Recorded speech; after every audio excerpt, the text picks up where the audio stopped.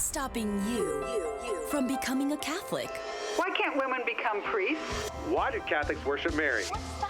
Why do I need to confess my sins to a priest? Where is purgatory in the Bible? I think the Pope has too much authority. What's stopping you?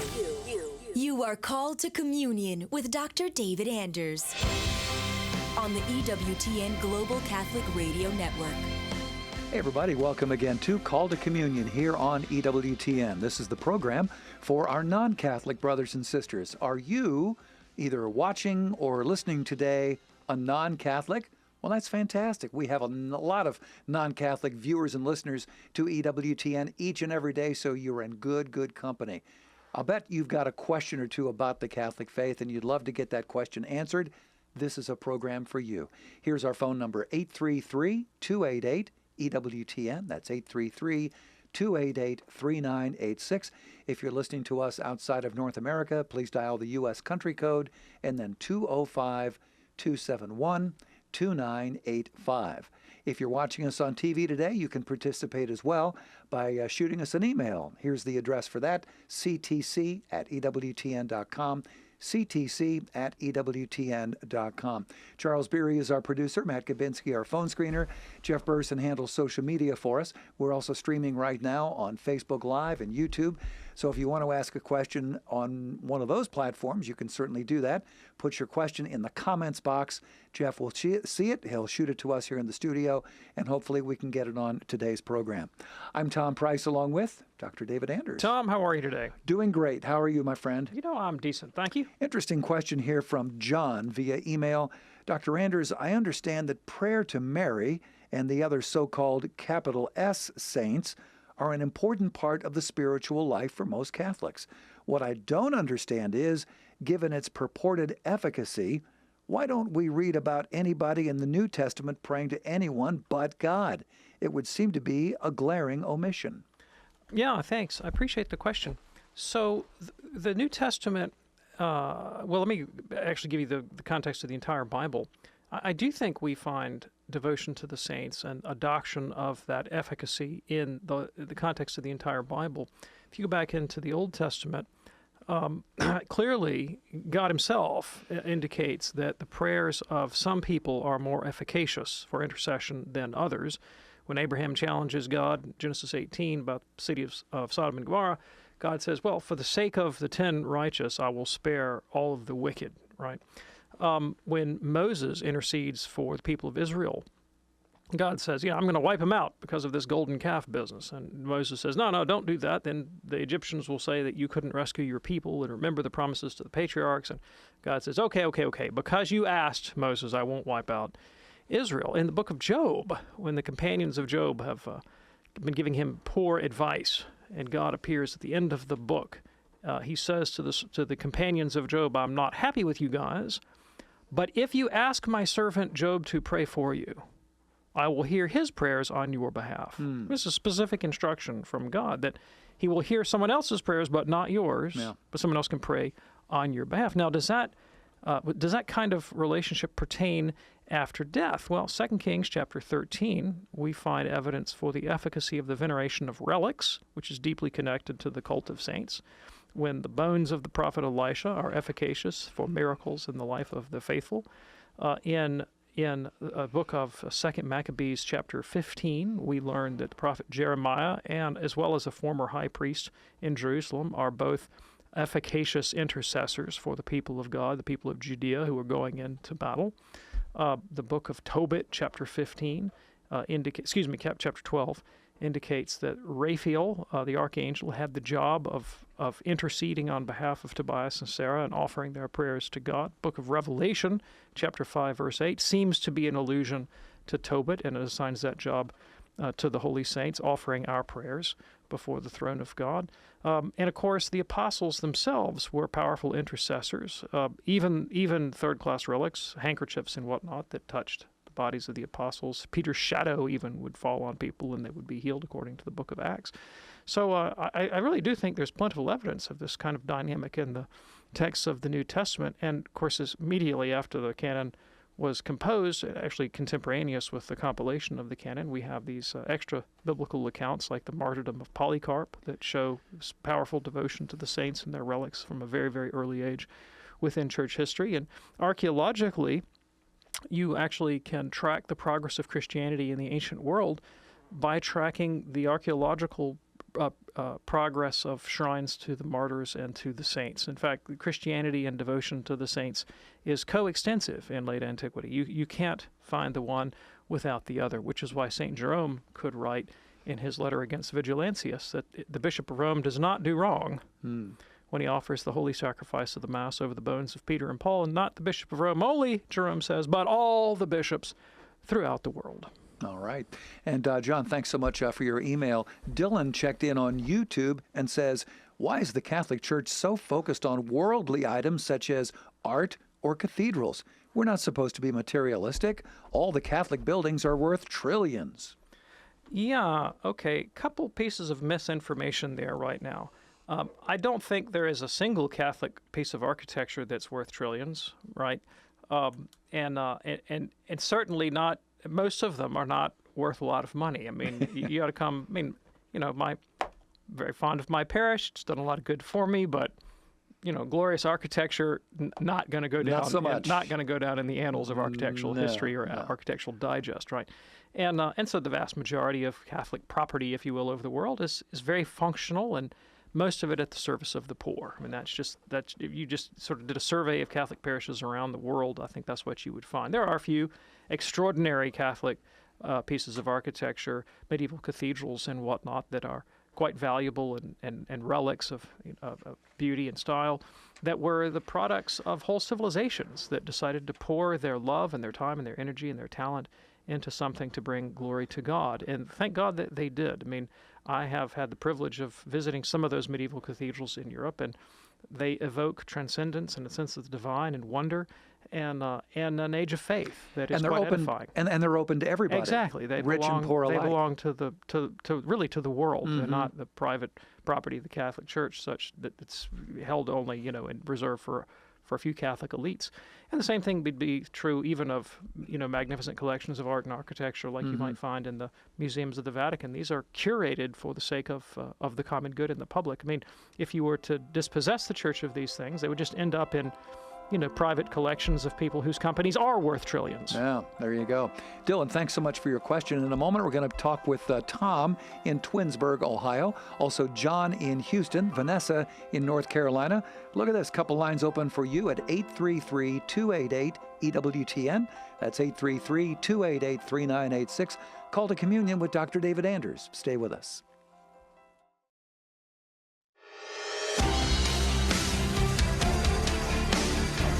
It's Called to Communion with Dr. David Anders here on EWTN. If you're ready now, let's go to the phones at 833-288-EWTN. We're going to begin today with Tom in Twinsburg, Ohio, listening on AM 1260, The Rock. Hey there, Tom. What's on your mind today, sir? The screeners that I had two good questions, but the screeners that I could only ask one a month. So the one I picked was, how did Jesus grow in knowledge and wisdom if he's God? Yes, thank you. I appreciate the question. The Catholic doctrine on Christ is that Christ has two natures, a divine nature and a human nature, and the human nature is fully human. Everything about a human nature that would be ascribable to a human is true of Jesus' human nature. So, for example, the human nature of Christ has a rational soul. Human nature of Christ has biological and cognitive development because that's what humans do, right? You would not be essentially human if your brain didn't develop, if your neurology didn't develop. And so Christ as a human was perfectly capable of acquiring knowledge through empirical experience and participation. So, to take an example, the human fingers of Jesus, presumably at birth, did not automatically have the ability to play Rachmaninoff on the piano, right? Now, as God, he could have miraculously infused them with such a power, right? But they did not, insofar as they were human hands, automatically have the power to play Rachmaninoff on the piano. But if baby Jesus had sat down, with a prim and proper piano teacher that had schooled him, he could have acquired the proper motor memory and musical knowledge to play Rachmaninoff. And meanwhile, in his divine nature, he'd be like, let me tell you a thing or two about Rachmaninoff. I know that guy. You know? Of course, they'd also have to invent the piano first. Well, hey, nothing's impossible for God. You got it. Thanks so much for your call, Tom. That opens up a line for you right now at 833-288-EWTN. That's 833-288-3986. Call to Communion with Dr. David Anders here on EWTN. Let's go to John now in Houston, listening on the Great Guadalupe Radio. Hello, John. What's on your mind today?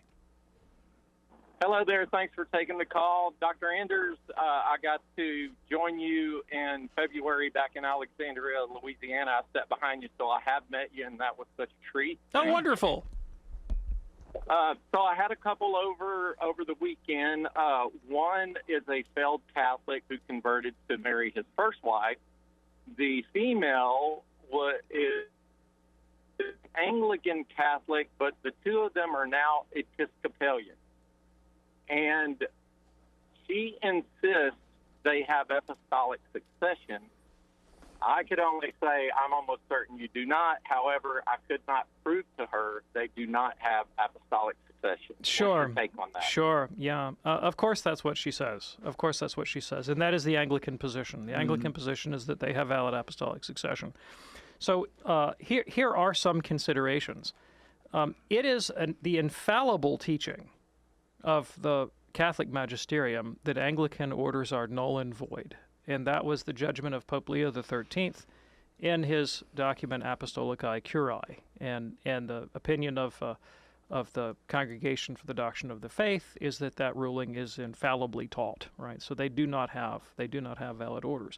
Now, it's also been the practice of the Catholic Church since the time of Cardinal Pole that if Anglican priests convert to Roman Catholicism and present themselves for ministry, they are absolutely ordained to the Catholic faith, as opposed to being conditionally ordained. So if you have a doubt about the validity of someone's ordination, then you can give them what's called a conditional ordination. You know, if this person is not validly ordained, then I ordain you. Okay. Same thing like with a conditional baptism. That's always been the practice ever since the time of Cardinal Pole, ever since the Edwardine ordinal was introduced into Anglican orders, into the Anglican ordination rite. The position of the Catholic Church has been these people have vitiated their sacramental orders and have to be absolutely ordained. Interestingly, the Orthodox Church also rejects the validity of Anglican orders, and if Anglican priests present themselves to an Orthodox communion, suggesting they want to be accepted into ministry, they'll be absolutely ordained in that communion as well. Now, I only point that out. Orthodoxy really doesn't determine anything for Catholic faith, but much of the Anglican apology for their own ecclesiology, the defense of their view of the Church, many Anglicans hold to what's called the branch theory. And this is their theory. They hold that there's one holy Catholic and Apostolic Church, preserving the sacraments through apostolic succession, but that one church has three branches: the Anglican branch, the Catholic branch, and the Orthodox branch. Now, if that were true, it would be very strange that two of the three branches don't recognize the branch theory, which shows right off the bat that the theory itself is not Catholic with either a big C or a small c. It's not universally held. Right. So to me, it's a bit strains credibility to the breaking point that they could assert, as Catholic dogma, Catholic in the broadest sense of the term, something that their own theory would seem to require the other so-called branches to hold, which they don't, right? So it's, all that is a consideration. Now, why does the Catholic Church regard Anglican orders as null and void? Well, it's not because they left the Catholic fold, because there are schismatic groups that maintain valid apostolic succession. It's because they vitiated their sacrament of orders. When Henry left the Church, Henry VIII, he actually retained a Catholic view of the sacraments and of the priesthood. And so they were in schism, they were in disobedience to the Pope, but they didn't stop being valid priests and bishops in consequence. But under King Edward was strongly influenced by Puritan forces in his own court that imported Cranmer and Calvinist theology into the Anglican rite of ordination. And of course, the Calvinist doctrine on the priesthood actually rejects the doctrine of apostolic succession as it's been articulated classically, as well as the doctrine of the sacrificial priesthood. So it's kind of hard to hold apostolic succession in an ordained priesthood when you vitiate the doctrine of priesthood. Sure. John, is that helpful for you? I love it. I wish I could do it. But thank you, Dr. Anders. You answered it, and I knew you could. Thank you so much. Thank you, John. And if you prefer, you can also refer your friend to the EWTN podcast of this program. You can get that by going to ewtnradio.net. ewtnradio.net. We'll have that posted for you in a couple hours from right now. Let's go now to Modesto in Miami, listening on YouTube today. Hello, Modesto. What's on your mind today? Hi. The early church with the apostles, when they referenced the pagan gods and goddesses as they're evangelizing and represented, I guess, in statues too, they say behind them, attached behind all of them is demons, and it's really a demon behind that representation.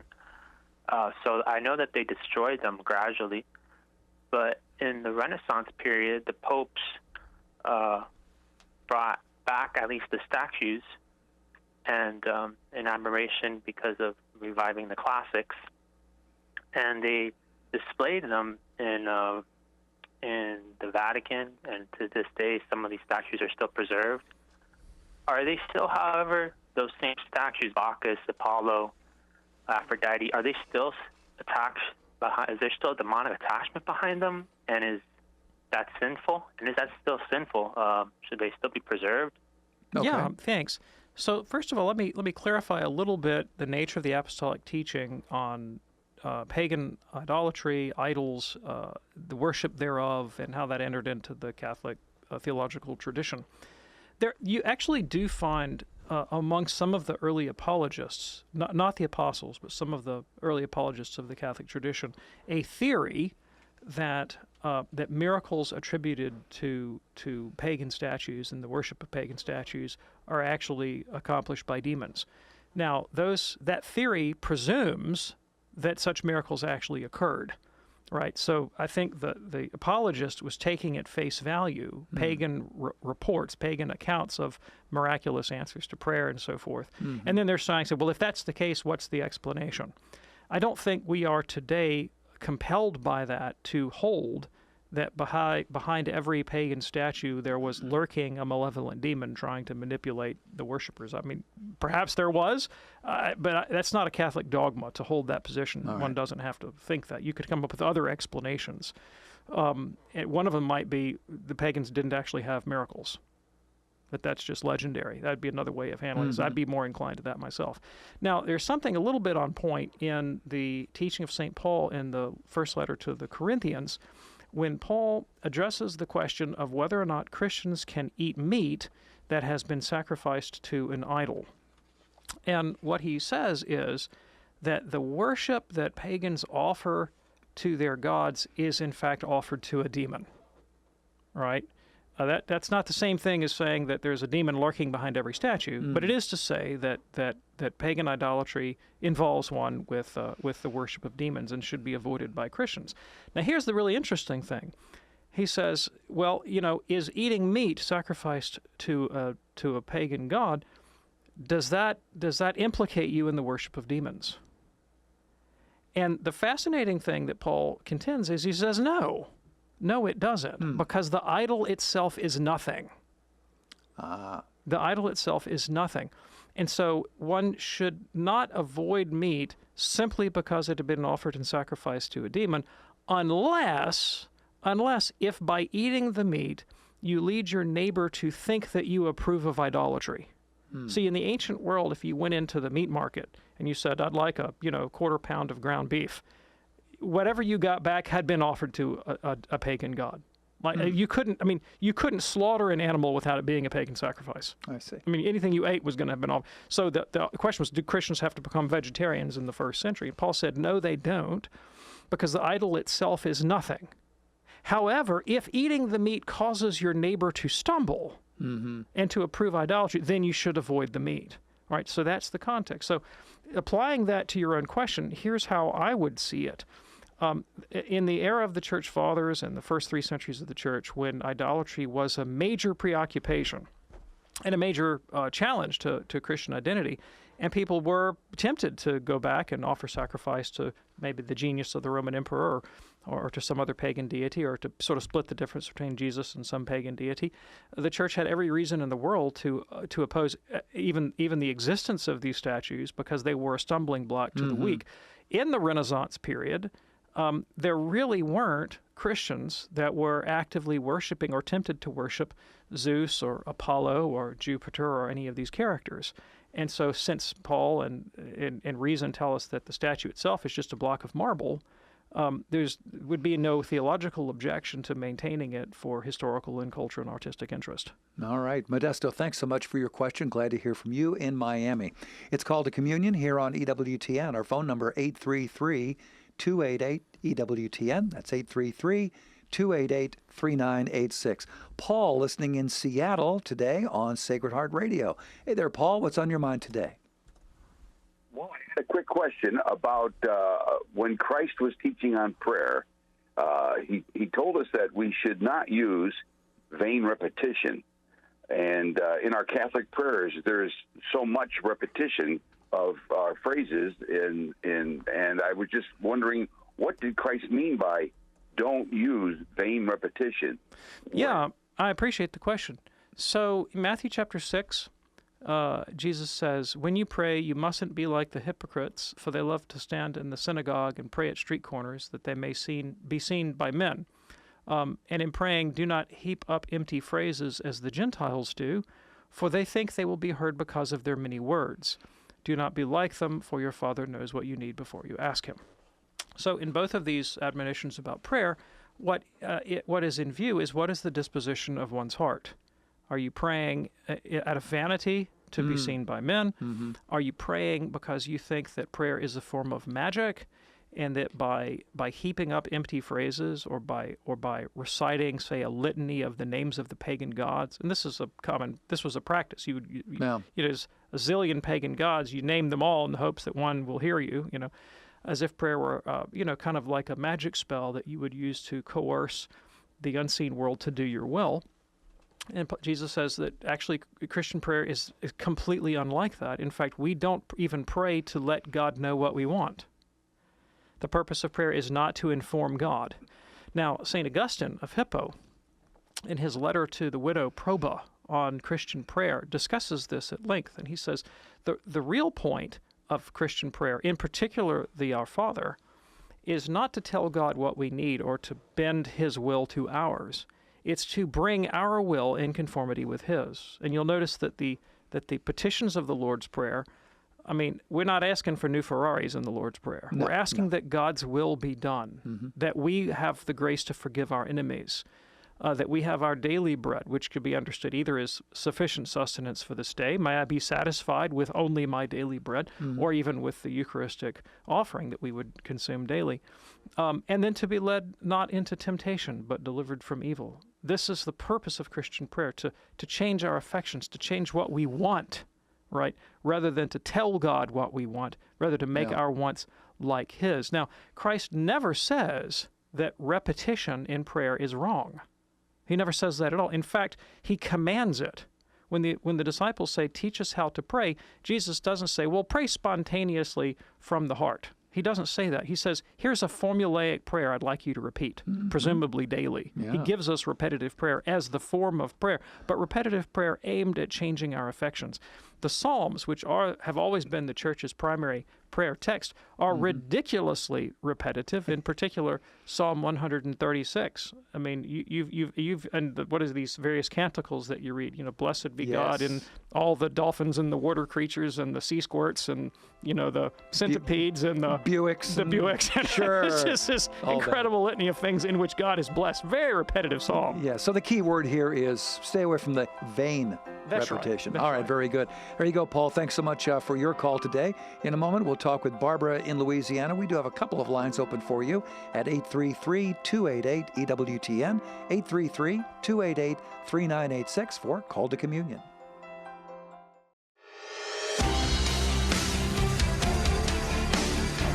Hey, what's stopping you from becoming a Catholic? Let's talk about that here on EWTN's Call to Communion with Dr. David Anders. Couple of lines open at the moment, 833-288-EWTN. That's 833-288-3986. If you're watching us on TV today, you can shoot us an email, ctc@ewtn.com. Before we go back to the phones, big congratulations from us to a long-time EWTN radio family member celebrating their 12th anniversary with us this week. It is Red Sea Radio. They have 3 radio stations in Texas serving Bryan College Station, Waco, Palestine. Our big thanks to Dennis and his great team there at Red Sea Radio. Fantastic. 12th anniversary.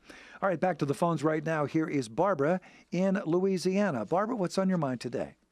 Well, I serve in the RCIA ministry, so I always try to prepare myself for questions that could come up and for people coming into the church. Mm-hmm.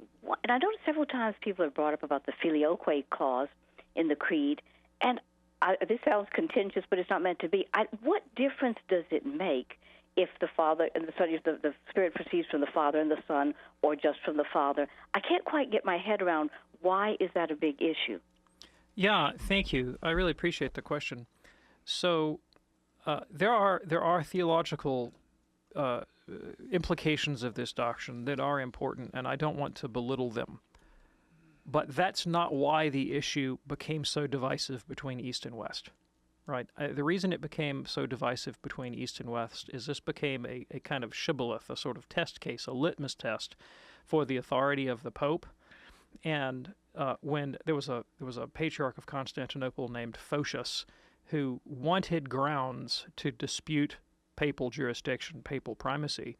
So he started kicking around for things that Latin priests did that Eastern priests did not do, and he found a few of them. One of them is, well, the Latins, they use unleavened bread for consecration. They shave. He was down on shaven priests. And they confess the filioque, which we don't, right? So you really get the sense of a fellow who was itching for a justification, right? And so I think that the animus surrounding the question this is my personal judgment. You're free to disagree with me. It has less to do with the kind of deep metaphysical, ontological, theological significance of the thing for our salvation. And I think it has more to do with, this is a way of seeing whose side you're on. It's a litmus test for the authority of the Pope. And that is actually a theological question because St. Thomas Aquinas had to address this in the Summa Theologica. Does the Pope, independent of a council, have the authority to promulgate a creed? Can the Pope compose I believe that, and then impose that on the Catholic faithful? And the Orthodox position is no. The Pope can't do that on his own authority. And the Catholic position is yes, he can. Yes, he can.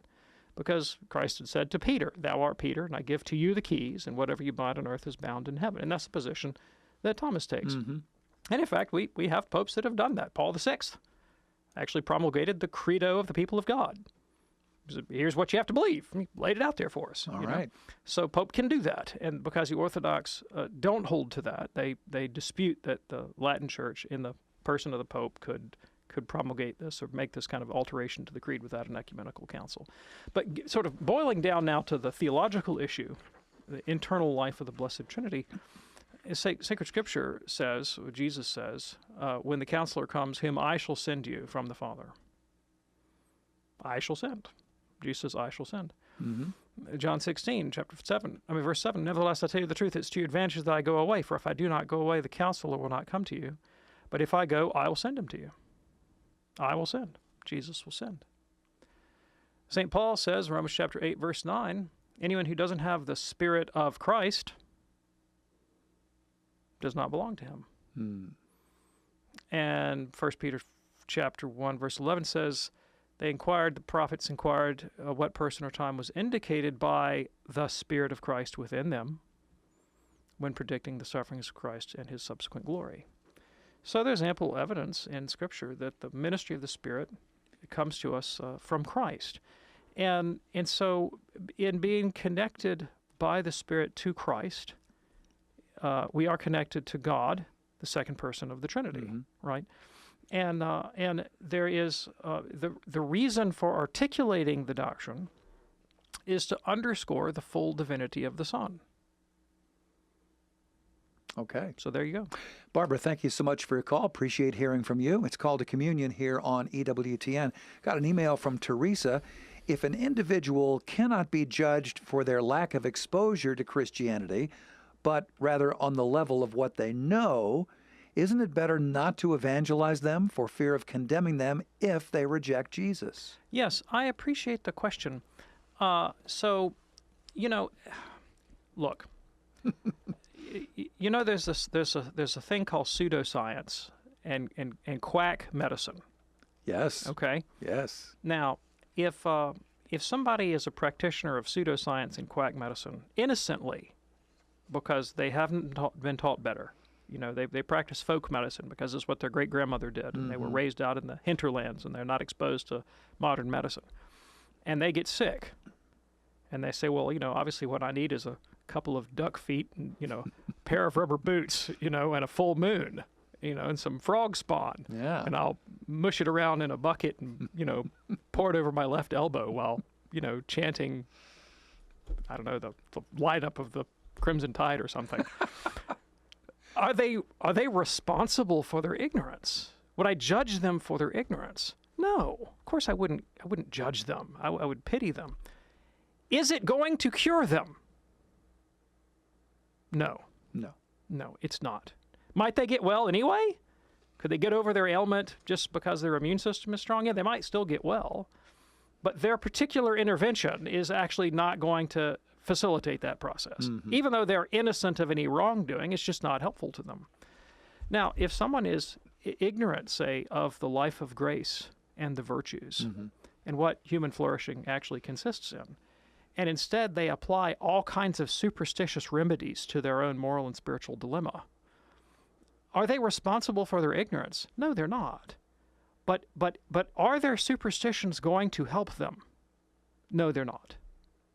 And so I want to expose them to as much truth and light as I prudently can, because I'm actually trying to advance them, not just in abstract knowledge of Christian history, but in the life of faith and charity and the virtues.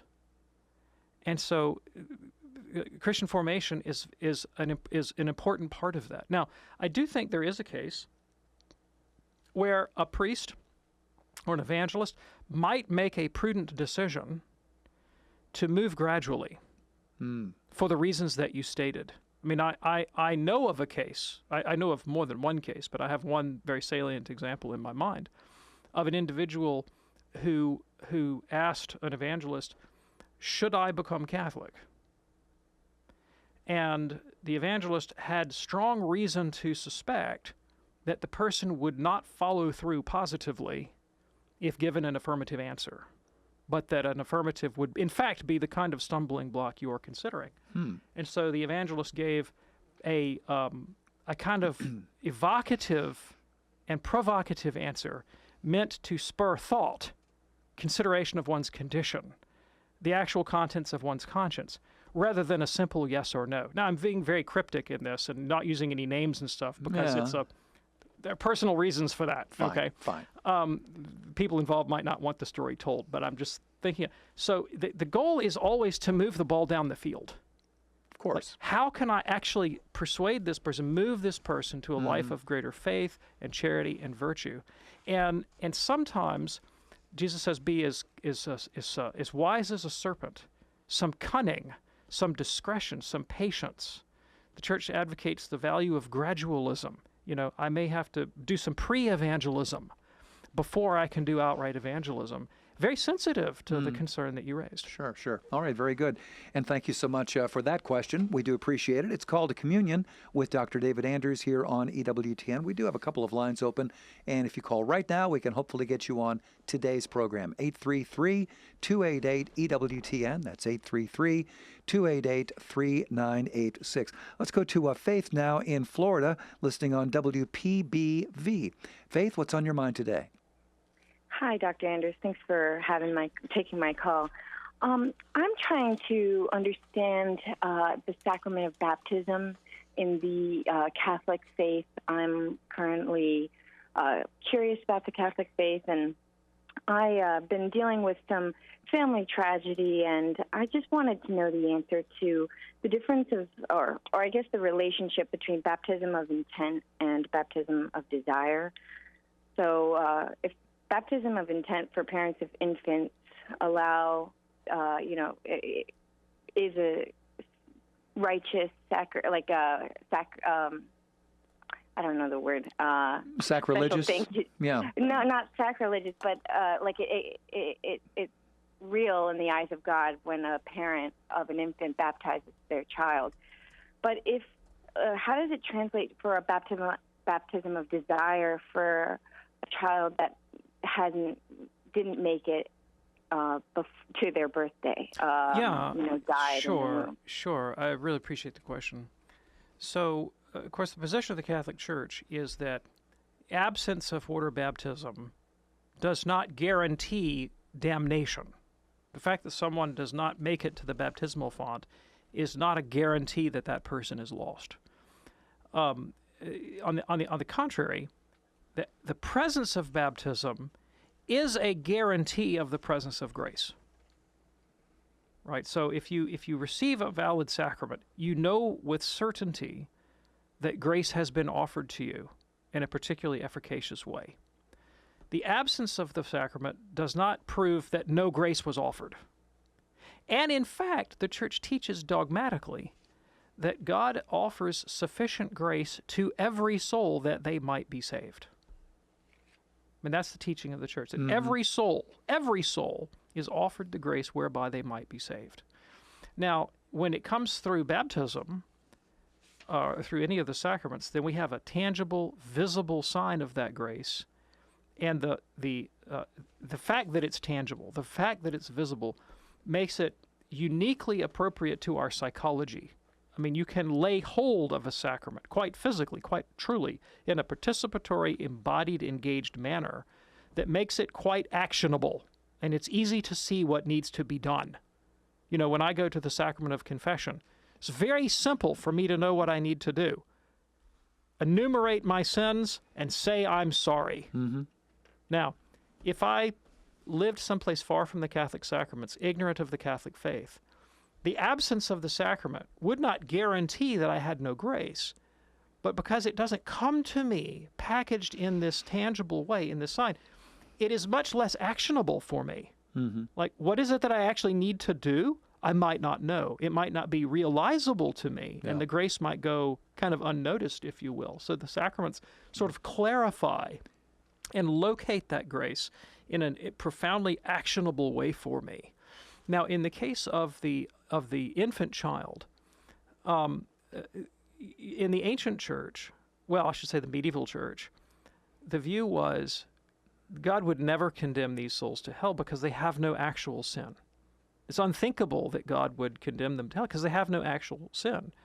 But, with a very strong insistence on the necessity of baptism, some theologians, Thomas Aquinas among them, said, yeah, but without that guarantee of sanctifying grace, we can't confess that they're in heaven, so there must be an intermediate stage, something intermediate between eternal glory and just, and punishment. Okay. So they imagined, and this is just an imagining, the doctrine of limbo, a place of natural happiness, like an eternity at a Caribbean golf resort or something, but short of the beatific vision. Now, modern Catholic theologians, including the popes, have more or less rejected the doctrine of limbo because it has no basis in Scripture or revelation, but they have approved the logic of it, which is that God would never condemn these poor souls to hell because they have no actual sin, no fault of their own. And God, of course, is both just and merciful, and that would be neither just nor merciful.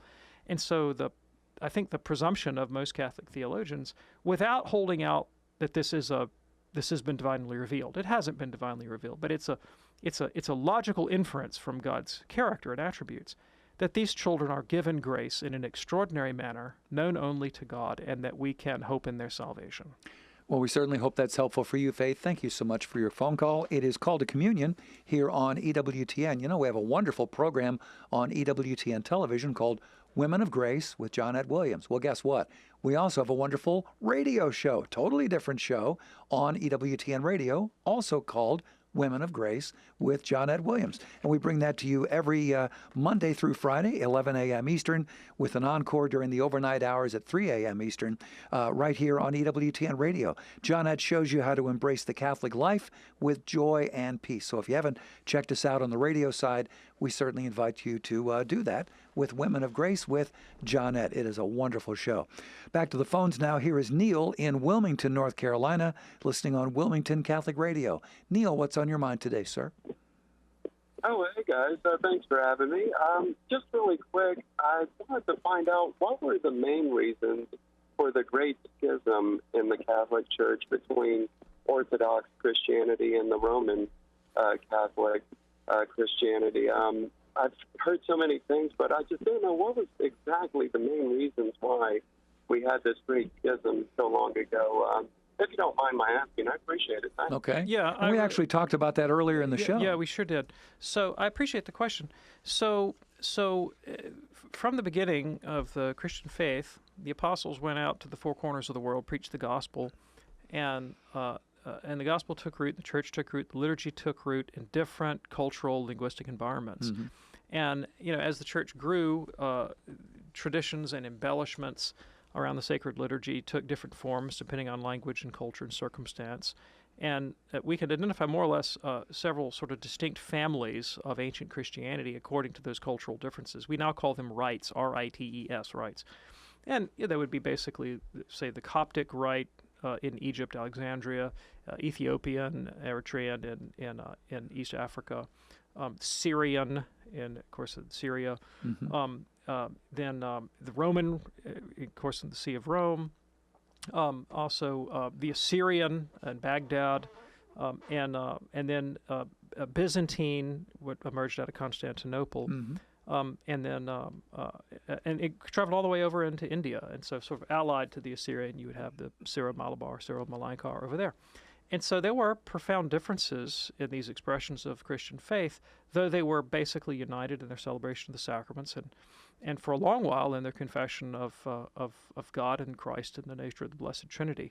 They began to sort of pull apart in the fourth century over peculiarities in their Christology. So some of the Syrians, Armenians, and Coptics did not accept the Council of Chalcedon, which defined Christ as existing in two natures, divine and human. And so they sort of kind of went their own way, and they maintained, their same liturgical practice, but had a different Christology. Mm-hmm. In the Assyrian Church, the Nestorians, also in the 5th century, departed over the question of whether or not Mary was the mother of God. And so they proposed a Christology different yet again, far different from the Alexandrians, and sort of departed from Catholic consensus on the divine in nature, human nature in Christ. And so Latin and Greek churches basically maintained a unity of faith about the Trinity and Christ. But you could see, there were cracks beginning to emerge in the Christian world in the confession of faith, and so different groups began to kind of go their own way. But there was still a Catholic unity in the center, if you will. But East and West, Latin and Greek, developed different theological traditions, different ways of expressing the mystery of the faith, different liturgical traditions and spirituality. And today, from the point of view of the modern Catholic Church, all of these traditions are valuable. They have apostolic origins, and there are things in their spirituality and liturgy, and even in their theological traditions that are really open to the whole Catholic world, and they're a patrimony, a great reservoir, a treasury that we can avail ourselves of. And so those differences need not divide us, right? But nevertheless, they sometimes do.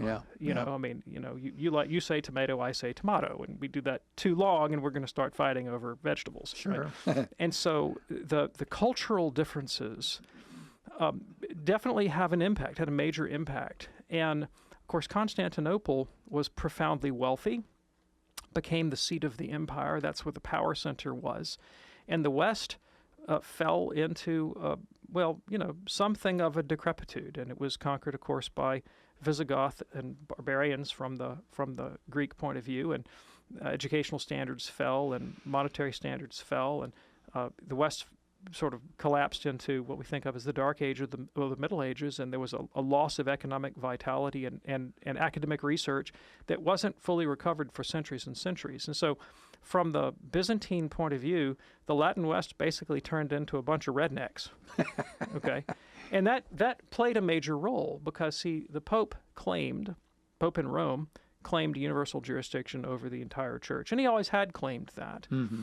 And that claim became more and more unpalatable to the East as they began to see the West as, more and more a bunch of yahoos, right, who didn't know what they were doing. And there's some evidence for the redneckiness of the Latin Church, right? I mean, there were some serious gaffes, on the part of papal actors and some misjudgments about, definitely some failures in diplomacy, I mean, kind of putting your feet up on the other guy's desk and picking your teeth kind of thing, some real missteps in the way we interact. And so you can see, these sort of highfalutin, highly educated, sophisticated folks in the East growing more and more impatient with the roughnecks that were running around in the Latin West. And then, of course, one of the chief roughnecks, a fellow by the name of Charlemagne, had himself declared Roman emperor, and the Pope goes along with this in the year 800, the coronation of Charlemagne. Well, you can imagine that the Byzantine emperor in Constantinople did not take kindly to that at all. I mean, that was a major affront. And of course, the Carolingian Church made innovations in liturgy and in the sort of style of Catholic life and spirituality. And from the Eastern point of view, the greatest affront of all, we mentioned this earlier in the show, was the introduction of the filioque clause in the Creed, which, not so much in my judgment as a matter of theology, but rather the impudence, as the East would see it, of you guys running off and doing this on your own, on the authority of the Pope, without the East having a say-so in how we articulate the common creed. And then, but it didn't lead to a schism between East and West until the political forces began to really heat up, and various patriarchs in Constantinople really wanted to stop being under the jurisdiction of the Pope, and so they started casting around for reasons to reject papal primacy, and things like the filioque clause emerged as, well, here's a good reason to reject the papacy. But I think it's best explained really by the divergent sort of cultural, theological traditions that created gradual animosity between traditions. And the sort of the final coup de grace, if you will, was the Fourth Crusade, which happened at the beginning of the 13th century when Latin crusaders sacked Constantinople and attempted to impose a Latin patriarch. That was sort of the final straw for the East. I mean, all right, very good. And Neil, thanks so much for your call. We have just enough time for Mark in Austin, listening on Sirius XM, channel 130. Mark, what's on your mind today, sir? Yeah, good afternoon. Came back to the church recently, going through an annulment, and one very painful, by the way. And two questions on that. Number one, do the people on the annulment committee understand, from a canon law and legal perspective, that there's also a psychological and emotional issue with taking people back through very painful moments and, potentially reliving PTSD? That's my first question. Okay, well, we're almost out of time. I better jump on the first question. Yeah. Yes, they do. They certainly do understand that. And if you have been through that experience and it's been traumatic for you, I am very, very sorry. I mean, really deeply sorry. Yeah. And my experience with members of the tribunal is they're trying to do the best they can. Most of them are. And they take an oath before God not to lie. Mm-hmm. And because the proceedings are meant to be a fact-finding, a truth-finding operation, truth-telling is very important to that. And so, yes, there needs to be a pastoral concern for the people who are going through this, but that pastoral concern should not obviate the necessity of truth-telling. Okay. Did you have something else, Mark, for us? Yes, I did. Real quickly, now that I've been going back to confession, and I read Padre Pio's quote on this, was very telling to me about remind Satan of his future when he reminds you of your past. One of the things I understand, I want to get clarity on, is I go to confession, I confess all my sins, known and unknown, and I'm continuing to be reminded of sins that happened 30, 40, 50 years ago. Okay. My question is, how do I know when my sins are truly forgiven? Yeah, I got that. I got you. When the priest says, I absolve you of your sins in the name of the Father and Son and Holy Spirit, that's how you know. Boom. That's how you know. It's not memory, not trauma, not pain, not sorrow, not emotional response. None of those things are of any, they have no indicating value to the status of your absolution. It is the authority of the church given to it by Christ that gives you the certainty of your forgiveness. And if I may add, what a gift it is. What a gift it is. Absolutely. Hey, thank you so much for your call. I'm glad we could get it in there at the end of the show. Dr. David Anders, thank you, sir. Thank you, Tom. We do this program on EWTN Radio 5 days a week, Monday through Friday at 2 p.m. Eastern, with an encore at 11 p.m. Eastern. You can check out the podcast, as we mentioned earlier, anytime you wish at EWTNradio.net, EWTNradio.net. On behalf of our fantastic team here, I'm Tom Price along with Dr. David Anders. We will see you next time on EWTN's Call to Communion. Looking forward to it. God bless.